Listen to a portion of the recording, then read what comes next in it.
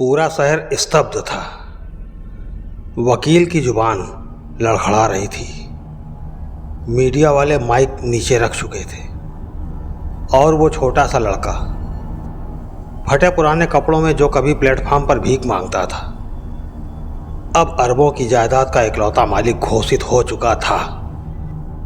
जिस प्लेटफॉर्म पर उसे लातें पड़ी थीं, उसी प्लेटफॉर्म पर लोग कह रहे थे, ऐसा कैसे हो सकता है? एक भिखारी अरबपति कैसे बन गया?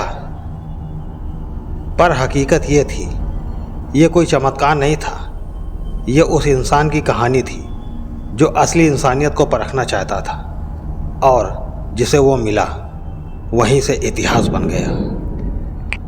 ये कहानी है एक ऐसे बुजुर्ग अरबपति की जिसने अपना सब कुछ छोड़ दिया, भेष बदलकर रेलवे प्लेटफॉर्म पर जा बैठा, भूखा रहा, अपमान सहा, बस इसलिए कि वो ढूंढ सके कौन है इस दुनिया में जो बिना किसी स्वार्थ के सिर्फ दिल से इंसानियत निभा सके। और तब उसे मिला छोटू, एक 12 साल का फटेहाल भिखारी लड़का जिसने उसके जीवन की दिशा ही बदल दी। ये कहानी झूठ लग सकती है आपको, पर जब आप पूरी सुनेंगे तो शायद आपकी रूह कांप उठे, क्योंकि ये वो सच्चाई है जहां दौलत से नहीं, किरदार से लिखा गया इतिहास।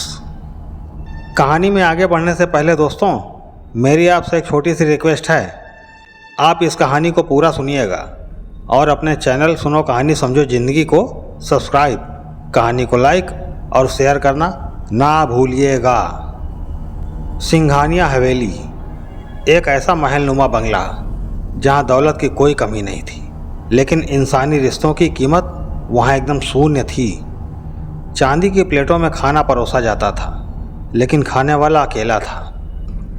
हर सुबह बगीचे में गुलाब के फूल खिलते थे, लेकिन उन्हें देखने वाली आंखें अब थक चुकी और नम थी। आलीशान दीवारों के बीच गूंजती थी सिर्फ एक बुजुर्ग दिल की खामोशी। नाम था रघुनाथ प्रसाद सिंघानिया, उम्र 78 साल, देश की सबसे बड़ी फार्मा कंपनी का अकेला मालिक। दुनिया उन्हें दवाइयों का सम्राट कहती थी। उनके एक इशारे पर करोड़ों की डील साइन हो जाती थी। उनके बंगले में 20 लग्जरी कारें थीं, पर्सनल हेलीकॉप्टर था और स्टाफ इतना कि गिनती भी मुश्किल हो जाए। लेकिन उनके दिल की तिजोरी खाली थी। रिश्तेदार थे, पर सब नकली। उनके घर में भले ही सोने की दीवारें थीं, लेकिन अंदर का इंसान सालों से एक अदद अपना ढूंढ रहा था। कोई ऐसा जिसे वो आंखें बंद करके गले लगा सके और यकीन कर सके कि ये इंसान उन्हें सिर्फ इंसान समझता है, अरबपति नहीं। रिश्तेदारों की भीड़ थी, लेकिन हर चेहरा दौलत के भूखों का था। एक भी मुस्कान ऐसी नहीं थी जिसमें अपनापन हो। सब में वारिस बनने की जल्दी थी। उन्होंने कई बार नज़दीकी लोगों को आजमाया, अपने छोटे भाई के बेटे को कंपनी में शामिल किया, लेकिन वो तो पीछे से उनकी जायदाद के हिस्से बांटने की योजनाएं बना रहा था। भतीजी आई तो दवाइयों के बिजनेस को बेचकर विदेश बसने के सपने देख रही थी। सिंघानिया जी ने एक दिन अपने वकील से कहा, मैं अपनी जायदाद किसी ऐसे को नहीं दूंगा जो मेरे जीते जी मेरे मरने की गिनती कर रहा हो। मैं अपने हिस्से का इंसाफ खुद करना चाहता हूँ। फिर शुरू हुई उनकी तलाश। वो उन जगहों पर जाने लगे जहाँ उन्हें उम्मीद थी कि शायद वहाँ उन्हें कोई सच्चा इंसान मिल जाए। उन्होंने दर्जनों अनाथालय की गुप्त रूप से जांच की। वहाँ के बच्चों की आंखों में उन्होंने दर्द देखा, लेकिन संस्था प्रबंधकों की आंखों में सिर्फ कैमरे के सामने मुस्कान और फंडिंग की भूख देखी। फिर वो वृद्धाश्रम पहुँचे। वहाँ बुजुर्ग रो रहे थे, लेकिन स्टाफ कैमरों के सामने उन्हें हंसने को मजबूर करता था। हर सामाजिक संस्था एक स्क्रिप्टेड नाटक बन गई थी। दया नहीं, दिखावा था। हर जगह मैंने देखा, इंसानियत भी आज मैनेजमेंट की पॉलिसी बन चुकी है, जहां दर्द भी टाइम टेबल के हिसाब से दिखाया जाता है। सिंघानिया जी की आंखों में यह शब्द आंसुओं की तरह फिसलते थे। अब वो थक चुके थे। दिल में एक खालीपन था जो हर बीतते दिनों के साथ गहराता जा रहा था। उनके पास सब कुछ था, लेकिन जिसने उनकी तिजोरियां भरी थीं अब उसी को भरने वाला कोई नहीं था। हर रात जब वो अपने राजमहल जैसे कमरे में अकेले सोते थे, तब सन्नाटा उनसे पूछता था, तुमने पूरी दुनिया को दवाइयाँ दी, लेकिन खुद के टूटे दिल की कोई दवा बनाई? उनके आसपास चमकते हुए चेहरों की भीड़ थी, लेकिन उनके अंदर का इंसान धीरे धीरे बुझता जा रहा था। फिर एक रात उन्होंने फैसला किया, अब मैं अपनी पहचान मिटा दूंगा और ढूंढूंगा अपना वारिस उसी भीड़ में, जहाँ कोई ना मुझे सिंघानिया समझे ना अरबपति, बस एक इंसान समझे। और उसी फैसले से शुरू हुई एक ऐसी यात्रा जो न सिर्फ उनकी ज़िंदगी बदलने वाली थी, बल्कि एक ऐसे मासूम बच्चे की किस्मत को भी बदलने वाली थी, जो उस वक्त शायद प्लेटफार्म पर भूखा बैठा रोटी के कुछ टुकड़ों की उम्मीद कर रहा था। रात का समय था। सिंघानिया हवेली के पिछवाड़े एक पुरानी जीप निकली। कोई बॉडीगार्ड नहीं, कोई ड्राइवर नहीं, खुद रघुनाथ सिंघानिया गाड़ी चला रहे थे।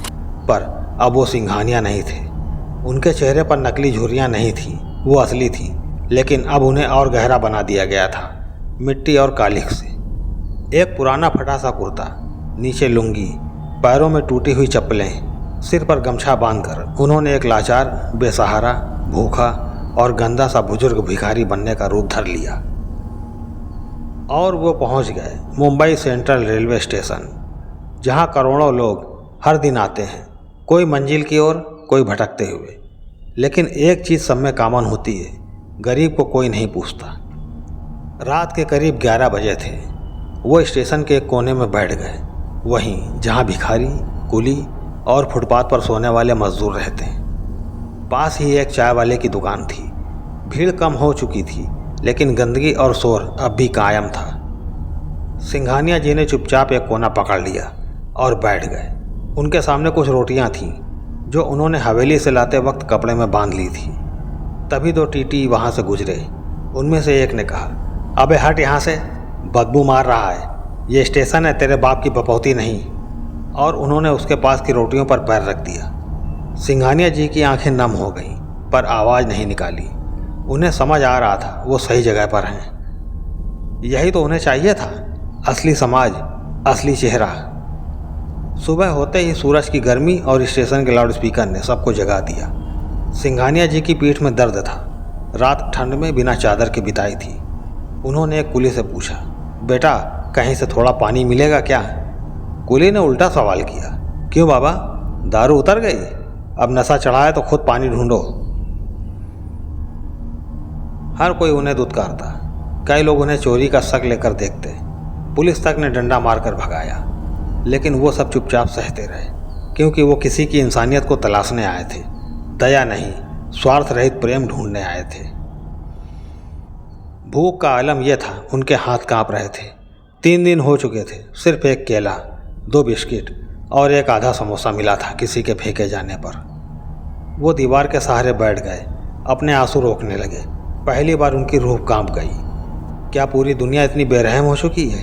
क्या वाकई कोई ऐसा नहीं बचा जो किसी की मदद सिर्फ इसलिए करे क्योंकि वो इंसान है?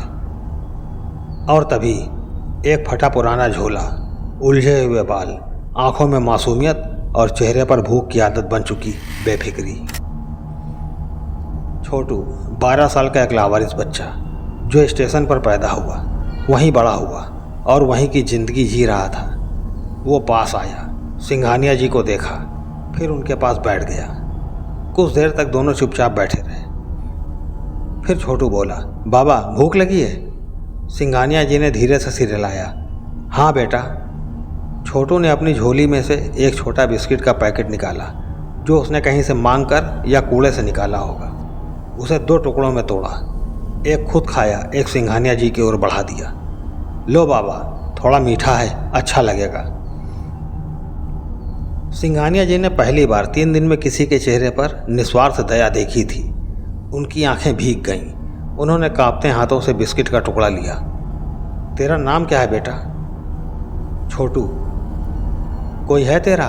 घर, माँ बाप? नहीं बाबा, माँ बीमारी में मर गई और बाप कभी लौट के नहीं आया। अब यही स्टेशन ही मेरा घर है। सिंघानिया जी की आंखों में कुछ टूटने की आवाज़ आई। उन्होंने सिर झुका लिया और बिस्किट खाते हुए सोचा, ये बच्चा मेरी आधी उम्र में मुझसे कहीं ज़्यादा अमीर है, इसके पास इंसानियत है, अपनापन है और वो चीज़ जो मैं ज़िंदगी भर ढूंढता रहा, बिना स्वार्थ का प्यार। दिन बदलते गए लेकिन इंसानों का व्यवहार नहीं। सिंघानिया जी को इस दुनिया में अब सिर्फ एक ही इंसानी रिश्ता मिला था, छोटू। वो लड़का जो ना उनकी दौलत जानता था, ना उनकी हैसियत, ना उनकी असलियत। वो बस जानता था कि बाबा अकेले हैं, भूखे हैं, बीमार हैं और मैं हूँ तो उनके लिए कुछ करना मेरा फर्ज है। छोटू की दिनचर्या बदल गई थी। अब वो लोगों से भीख मांगता, झूठ बोलता, बच्चों से बचा हुआ खाना इकट्ठा करता, लेकिन अपने लिए नहीं, बाबा के लिए। बाबा आज समोसे मिले हैं, गरम हैं, थोड़ा जल्दी खा लो।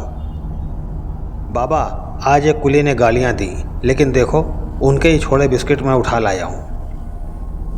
बाबा देखो ये गमछा, मैंने चाय वाले के कपड़े धो दिए तो उसने दिया है। सिंघानिया जी हर बार चुपचाप देखते, भीगी नज़रों से उसे ताकते, कभी प्यार से उसका सिर सहलाते और कहते, तो कौन है रे छोटू जो इस पत्थर दुनिया में फरिश्ते की तरह उतर आया है। और छोटू हंसकर कहता, मैं तो छोटू हूँ बाबा, स्टेशन वाला छोटू। मुंबई की बारिश रात को तेज हो गई थी। सिंघानिया जी की तबीयत पहले से ही बिगड़ रही थी, बुखार था, शरीर कांप रहा था। उस रात वो बेसुध हो गए। छोटू घबरा गया। भीड़ में एक बच्चा भाग रहा था, बाबा बाबा उठो ना। उसने एक कुली से मदद मांगी, टीटी से भीख मांगी, स्टेशन मास्टर से मिन्नतें की, लेकिन सब ने एक भिखारी बच्चे को नज़रअंदाज कर दिया। छोटू भागकर चाय वाले के पास गया और बोला, भैया बाबा को बहुत तेज बुखार है, कुछ कर दो ना। चाय वाले ने एक पुरानी सी दवा निकाली और कहा, यह रख और ठंडा पानी सिर पर डाल देना, लेकिन जल्दी जा, दुकान बंद करनी है। छोटू वापस आया, बाबा का सिर गोदी में रखा और एक पुराने गीले कपड़े से सिर पोंछता रहा। रात भर नींद नहीं आई। वो फूट फूट कर रोता रहा, मगर बाबा को थामे रखा। सुबह हुई, सिंघानिया जी की आंख खुली और पहली चीज़ जो उन्होंने देखी वो था छोटू का चेहरा, बिल्कुल थका हुआ, आंखें सूजी हुई, लेकिन मुस्कुराता हुआ। बाबा आप ठीक हो? सिंघानिया जी की आंखें छलक गईं। मैं ठीक हूँ बेटा, तू तो सच में भगवान है। अब तक 10 दिन बीत चुके थे। सिंघानिया जी हर रोज़ छोटू के व्यवहार को गहराई से देख रहे थे। कभी वो उनके लिए खाने का इंतजाम करता, कभी बारिश में भीग कर भी उन्हें ढकने के लिए बोरी खोज लाता। एक रात जब आसमान में चांद अधूरा था और प्लेटफार्म पर नींद टूट टूट कर आती थी, सिंघानिया जी ने छोटू से कहा, छोटू अगर मैं तुझसे कहूँ कि मैं भिखारी नहीं बल्कि करोड़ों की दौलत का मालिक हूँ तो क्या तू मुझसे दूर चला जाएगा? छोटू ने हंसते हुए कहा, बाबा आपको तो बुखार फिर से आ गया लगता है, आप सो जाइए, मैं यहीं हूँ। नहीं छोटू, अब तुझे सच बताना जरूरी है। और फिर उन्होंने धीरे धीरे सब बताया। अपना असली नाम रघुनाथ सिंघानिया, देश की सबसे बड़ी फार्मा कंपनी के मालिक, मुंबई की सबसे महंगी हवेली के मालिक, बेशुमार दौलत, लेकिन एक भी सच्चा अपना नहीं। छोटू चौंक कर उन्हें देखने लगा। उसने कहा, आप सच कह रहे हो बाबा? सिंघानिया जी बोले, हाँ बेटा, और अगर मुझसे नफरत करना चाहो तो कर सकते हो, लेकिन ये सब तुझे बताए बिना मैंने तेरा इम्तिहान लिया। छोटू ने धीरे से बाबा का हाथ पकड़ा और उनकी हथेली चूम ली। मैंने जो किया दिल से किया बाबा। अब आप चाहे राजा हो या रंक, आप मेरे बाबा हो। उस एक पल में रघुनाथ सिंघानिया की पूरी दुनिया बदल गई। उन्हें अपना वारिस मिल गया था, खून से नहीं आत्मा से। एक दिन सुबह सुबह सिंघानिया जी ने अपने पुराने सचिव मित्तल साहब को स्टेशन पर बुलाया। बुजुर्ग मालिक की बिगड़ी हालत देखकर वो घबरा गया। सर आप यहाँ इस हाल में, इतने दिन कहाँ थे? रघुनाथ सिंघानिया ने हाथ उठाकर कहा, शांत रहो मित्तल, अब कोई सवाल नहीं, पहले मेरी बात ध्यान से सुनो। फिर उन्होंने छोटू की तरफ इशारा किया, ये लड़का अब मेरी दुनिया है, इसे मैं अपने साथ ले जा रहा हूँ और यही मेरा वारिस बनेगा। मित्तल अवाक रह गया। एक प्लेटफार्म पर रहने वाला, बिना माँ बाप का बच्चा, अरबों की संपत्ति का वारिस। लेकिन आज सिंघानिया जी की आंखों में वो तेज था जो किसी बहस की इजाज़त नहीं देता था। कार दरवाजे पर रुकी। छोटू धीरे धीरे नीचे उतरा।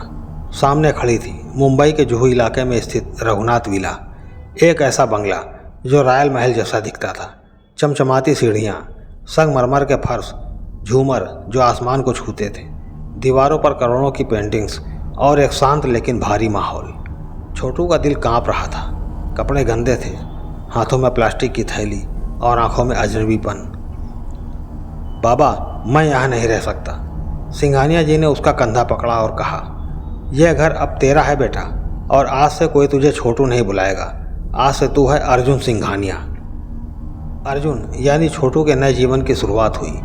नई यूनिफॉर्म, एक ट्यूटर, लाइब्रेरी और हर शाम बाबा के साथ डिनर टेबल पर बातचीत। लेकिन जो चीज़ सबसे ज़्यादा बदली वो थी दुनिया की नज़रें।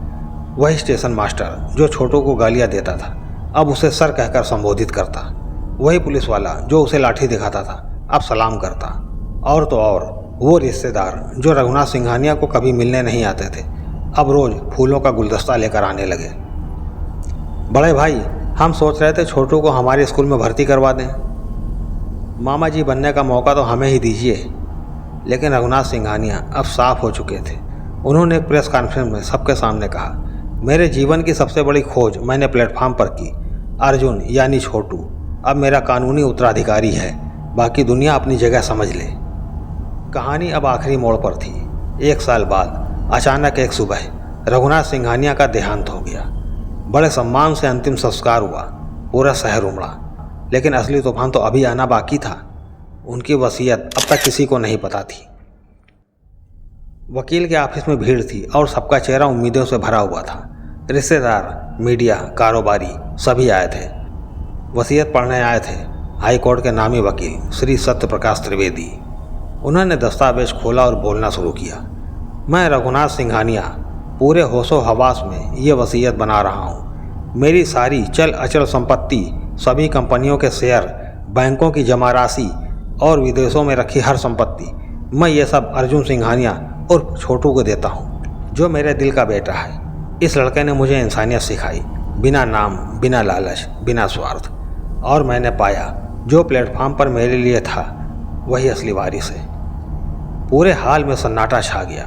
किसी को यकीन नहीं हो रहा था। एक 12 साल का लड़का, प्लेटफॉर्म का भिखारी, अब देश के सबसे अमीर लोगों में शामिल हो चुका था। रिश्तेदारों की आंखें फटी की फटी रह गईं। मीडिया हेडलाइन बना रही थी, छोटू बना अरबपति, सिंघानिया की वसीयत से बदली किस्मत। एक भिखारी ने करोड़ों की दौलत नहीं, दिल से वफादारी पाई और बन गया इतिहास। उस शाम अर्जुन उर्फ छोटू पहली बार मीडिया के सामने आया।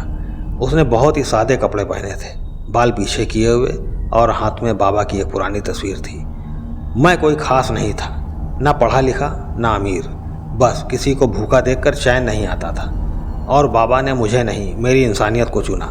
आज अगर आप सबको मेरी कहानी सुनाई गई तो बस इसलिए कि आप समझ सको, पैसा सब कुछ नहीं होता, दिल होना चाहिए और नियत साफ।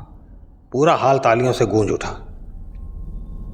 दोस्तों, कभी किसी गरीब बच्चे को छोटा मत समझो और कभी किसी अमीर बूढ़े को नज़रअंदाज मत करो, क्योंकि असली दौलत रिश्तों में होती है और इंसानियत में। छोटू ने साबित कर दिया कि जिनके पास कुछ नहीं होता वही अक्सर सबसे ज़्यादा देने वाले होते हैं। दोस्तों, कहानी आपको अच्छी लगी हो तो लाइक कीजिएगा और अपने दोस्तों में शेयर कीजिएगा। और हाँ, आपके अपने चैनल सुनो कहानी समझो ज़िंदगी को सब्सक्राइब कर दीजिएगा। जय हिंद।